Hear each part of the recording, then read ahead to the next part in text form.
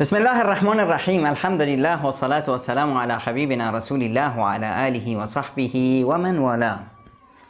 ما تو این دنیا مسافری است که به سوی جاودانی میره. خداوند متعال ما انسانها رو برای بهشت آفرید، نه برای دنیا. آورد ما رو تو دنیا که این دنیا رو آبادش کنیم، ثابت کنیم که ما لیاقت بهشت رو داریم تا بریم به بهشت. جای اصلی مؤمن و آدم بهشته. حالا تو این دنیا به عنوان یه مسافر اومدیم. پیامبر خدا صلی الله علیه و سلم میفرمایند کن فی الدنیا کأنک غریب او عابر سبیل.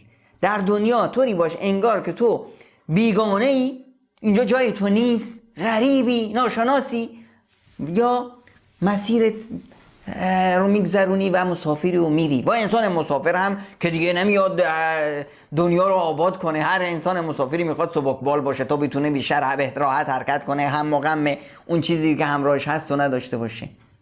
اما خب این دنیا رو همه دوست دارن. از فطرت هر انسانی است که خداوند متعال میفرماید زین للناس حب الشهوات من النساء والبنین والقناطیر المقنطره. خداوند زینت داره تو قلب هر انسانی، شهوت ها و هواهوس ها و خوبی ها و اون چیزی لذت های دنیا، زن ها و زمین و مال و ثروت و جاه و شوهر و همه این خوبی هایی که تو دنیا هست.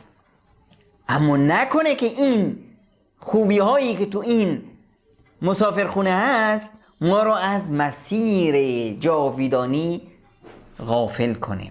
واسه پس چرا باید در دنیا یا از دنیا باید دل بکنیم؟ چرا تو دنیا باید سبکبال باشیم؟ اولا چون که دنیا مسافرخانه است و سرای جاویدان نیست. دوما نباید بذاریم که دلمون به دنیا گره بخوره. بل تؤثرون الحیات الدنیا والآخرة خیر و ابقا.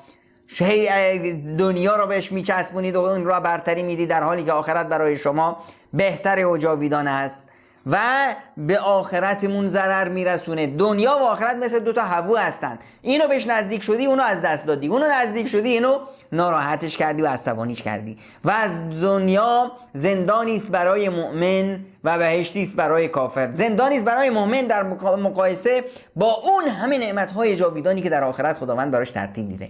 بهشت است برای کافر در مقایسه با اون عذاب و دردناکی که در جهنم منتظرش هست. و یادمون نره که این دنیا ملعون است، نفرین شده است. پیامبر خدا صلی الله علیه و سلم میفرمایند الدنیا ملعونه ملعون ما فیها.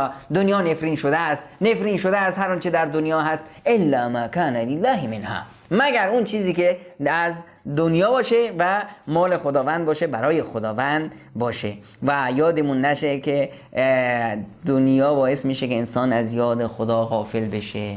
پیامبر اکرم صلی الله علیه و سلم میفرمایند آیه اول سوره تکاثر الهاکم التکاثر، شما رو غافل کرد جمع کردن مال و مال اندوزی. یقول ابن آدم مالی مالی. ابن آدم میگه ثروت من، زندگی من، ماشین من، خونه من، زمین من، باغ من، جاه من، دکان من و هل لک من مالک الا ما اکلت فافنیت.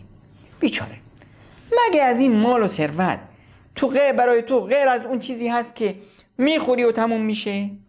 یا غیر از اون چیزی که میپوشی و کهنه میشه؟